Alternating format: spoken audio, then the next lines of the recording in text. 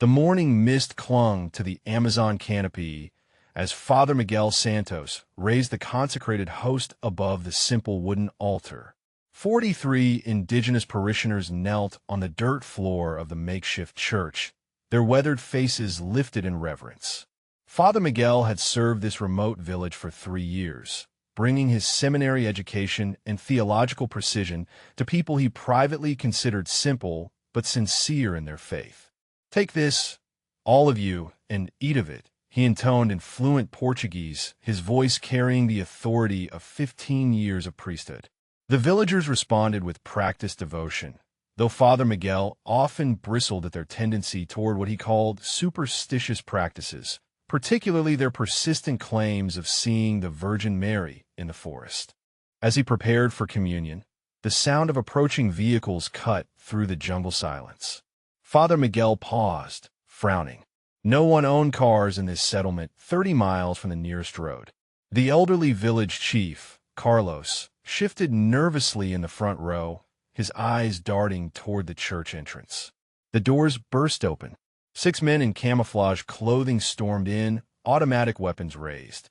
The leader, a scarred man with cold eyes, surveyed the terrified congregation before fixing his gaze on Father Miguel.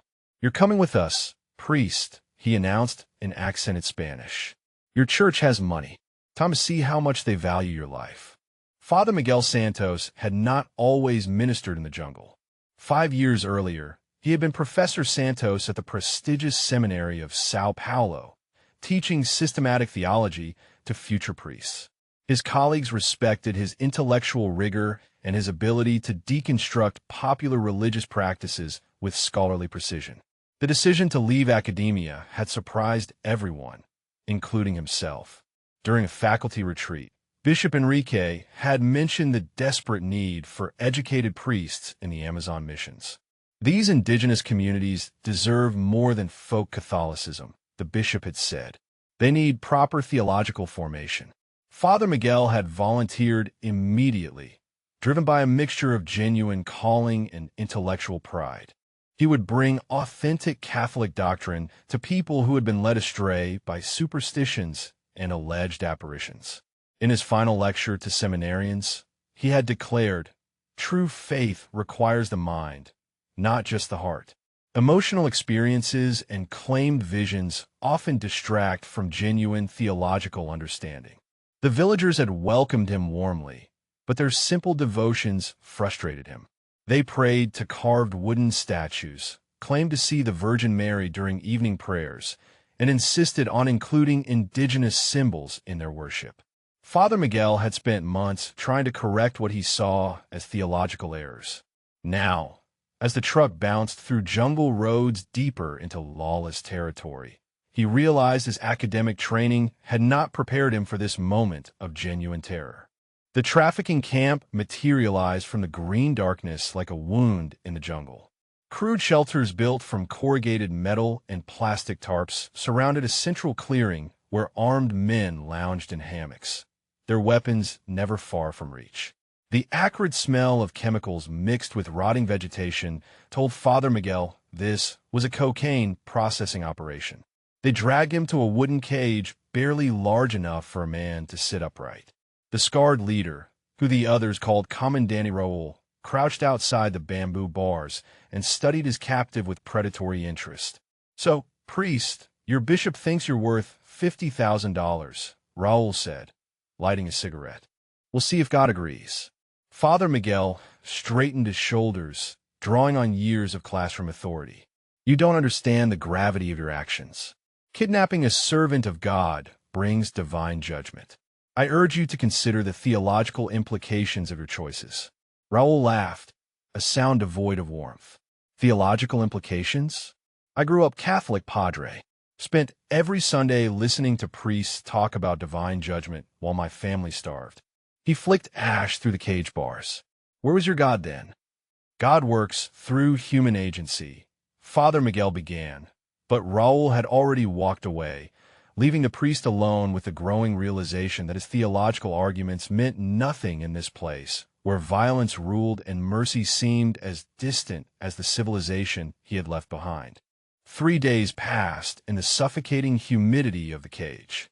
Father Miguel's pristine black clerical shirt clung to his body, stained with sweat and despair.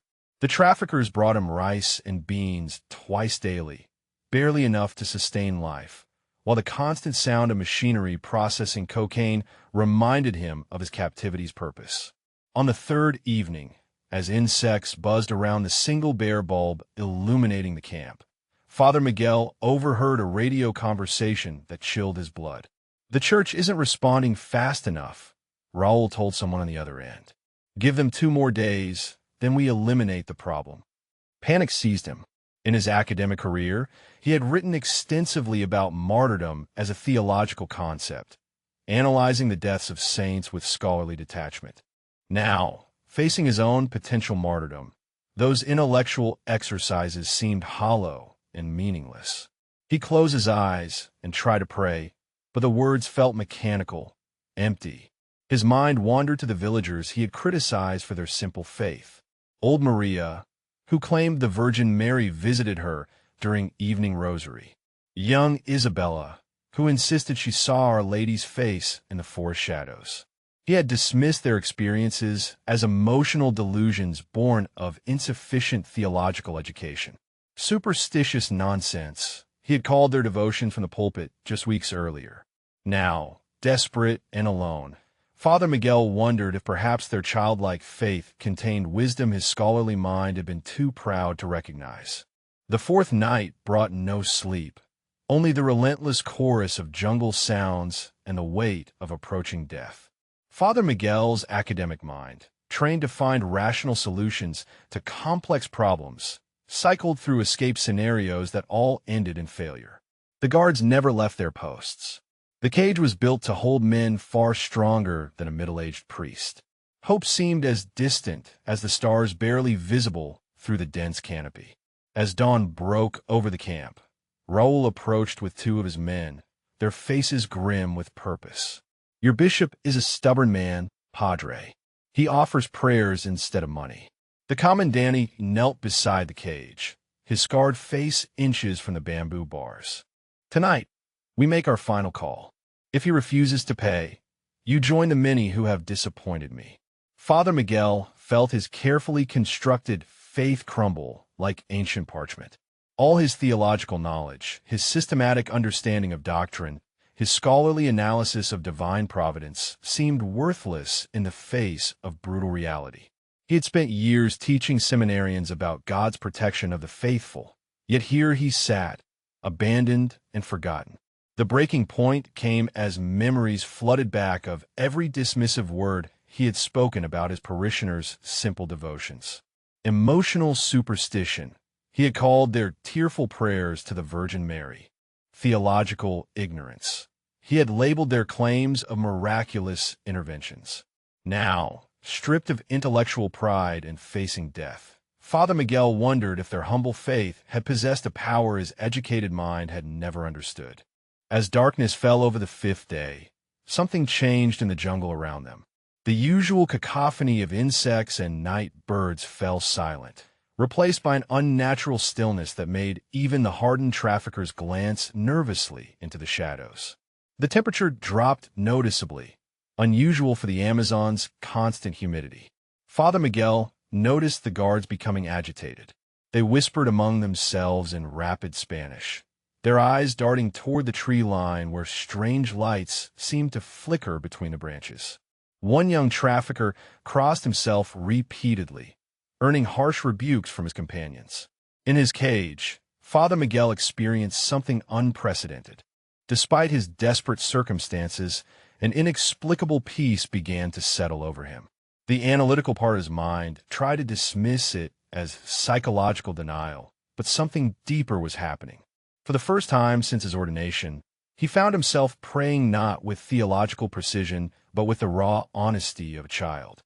"Holy Mary, Mother of God," he whispered, the words foreign on his scholarly tongue. "I have been proud and foolish. If you truly appear to the simple faithful as they claim, please help me understand. I am lost." The jungle around them seemed to hold its breath. Even the machinery fell silent as workers abandoned their posts, drawn by an inexplicable sense that something supernatural was stirring in the darkness.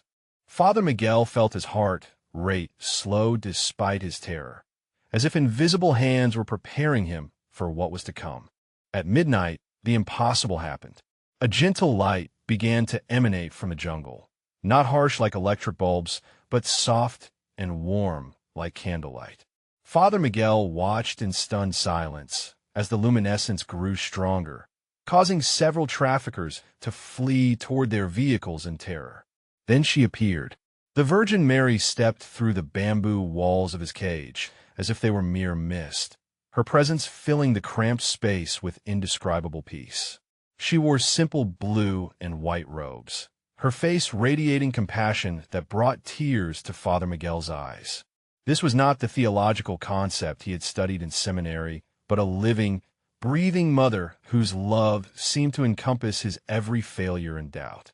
"Miguel, my beloved son," she spoke in Portuguese, her voice carrying the tenderness of every mother who had ever comforted a frightened child. "You have spent so many years teaching about God's love, but you forgot to feel it yourself." Father Miguel fell to his knees, his scholarly pride dissolving completely. "Forgive me, Mother. I dismissed those who claimed to see you. I called their faith superstition. The simple hearts you scorned were closer to my son than you realized," she replied, her hand touching his forehead with warmth that penetrated his soul. Intellectual knowledge is a gift, but without humility and love, it becomes a barrier to truth. Tonight, you will learn what your parishioners already know. Around them, the trafficking camp descended into chaos as supernatural light flooded every corner, but within the cage, perfect peace reigned. The Virgin Mary's presence intensified, and Father Miguel watched in wonder as the rope bonds around his wrists simply fell away, untied by invisible hands. The bamboo cage that had imprisoned him for 5 days creaked open, its lock mechanisms releasing without human touch. Throughout the camp, supernatural light poured from every shadow, causing grown men to flee in terror. "Rise, my son," Mary said, her voice carrying divine authority mixed with maternal tenderness. "You are free, but not because of your knowledge or strength. You are free because love is more powerful than fear, and humility opens doors that pride keeps locked." Father Miguel stood on trembling legs, his body somehow strengthened despite days of poor nutrition and cramped conditions. As he stepped from the cage, he saw Commandante Raul frozen in terror 20 yards away, his weapon hanging uselessly at his side as he stared at the apparition only he and Father Miguel could fully see. "Your God," Raul whispered, his scarred face pale with shock. "She is real." The Virgin Mary turned her compassionate gaze toward the trafficker. "All my children are precious to me, even those who have lost their way." Then, to Father Miguel, "Walk into the jungle. My angels will guide you home." Without fear, Father Miguel began walking toward the tree line.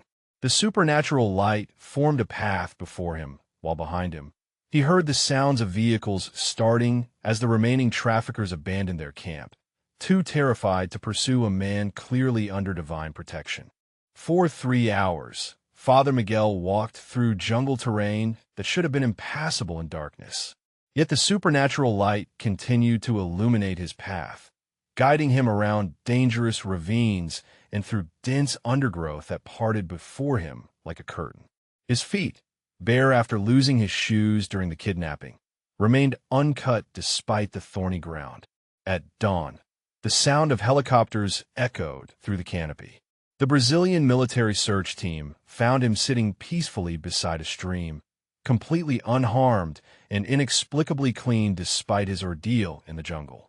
Captain Rodriguez, leading the rescue operation, later reported that Father Miguel appeared supernaturally serene and showed no signs of the trauma typically associated with kidnapping victims. Father Santos, Captain Rodriguez said as medics examined him, "We've been searching for 5 days. The trafficking camp we found was completely abandoned, as if everyone fled in panic." "How did you escape?" Father Miguel looked up with eyes that seemed to hold new depths of understanding. I received help from someone very special. The Mother of God came to me when I finally learned to approach her with the humility of a child rather than the pride of a scholar. The medical examination revealed what the rescue team considered impossible. After 5 days of captivity in harsh conditions, Father Miguel showed no signs of dehydration, malnutrition, or physical trauma. His vital signs were those of a man who had been resting peacefully, not surviving a life-threatening ordeal in the Amazon jungle. The helicopter touched down in the village clearing where 43 parishioners had gathered, their faces etched with 5 days of desperate prayer and fear. When Father Miguel stepped out, the transformation was immediately visible. Gone was the rigid posture of academic authority, replaced by the gentle bearing of a man who had encountered divine mercy. Old Maria, who had claimed to see the Virgin Mary during evening rosary, was the first to approach. "Father, you look different. Your eyes hold peace we have never seen before." Father Miguel knelt before the elderly woman, taking her weathered hands in his. "Maria, forgive me. You tried to tell me about Our Lady's visits, and I dismissed your experience as superstition. You were blessed with visions I was too proud to believe." Young Isabella, barely 16, stepped forward timidly. "Father, you said seeing the Virgin Mary in the forest was emotional delusion. Were we wrong to believe?" Tears filled Father Miguel's eyes as he shook his head. "No, my child, I was wrong to doubt. The Mother of God appeared to me in my darkest hour, and I understand now that she has been visiting you all along. Your simple faith opened doors that my scholarly pride kept locked." The villagers gathered closer as their priest continued. "I have spent years teaching you theology, but you have been teaching me something far more important through your humble devotion. Tonight, we will pray the rosary together, and I will listen as you share your experiences with Our Lady."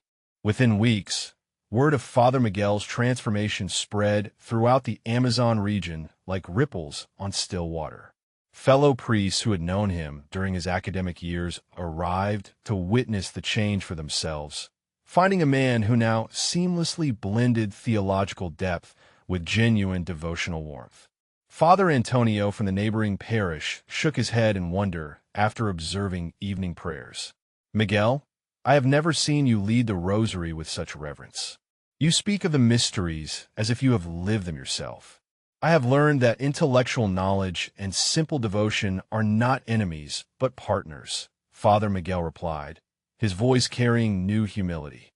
"The Virgin Mary taught me that the heart and mind must work together in faith." Bishop Enrique arrived for an official investigation, concerned about reports of his former professor's dramatic personality change. He found Father Miguel in the church before dawn, kneeling before a simple wooden statue of Our Lady, praying with the same intensity he once reserved for academic research. "Miguel, the seminary is asking questions about your experience," the bishop said carefully.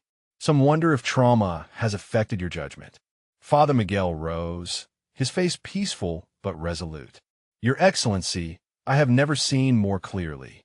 The trafficking operations in this region have ceased completely since that night.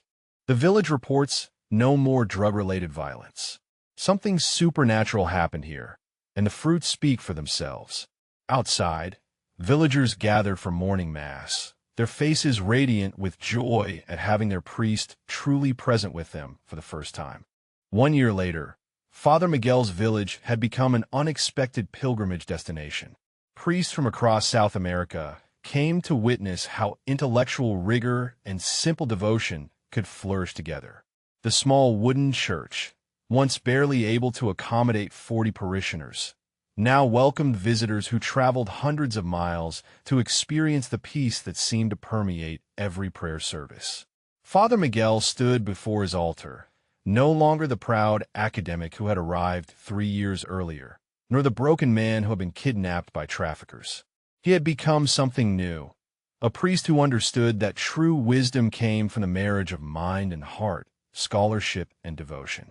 During his homily that morning, he addressed a congregation that included both indigenous villagers and visiting theologians. "I once believed that education and simple faith were incompatible. The Virgin Mary taught me that intellectual gifts become truly powerful only when seasoned with humility and love. Old Maria, now recognized as a genuine mystic by church investigators, smiled from the front row. Young Isabella, whose visions had been officially acknowledged, served as sacristan.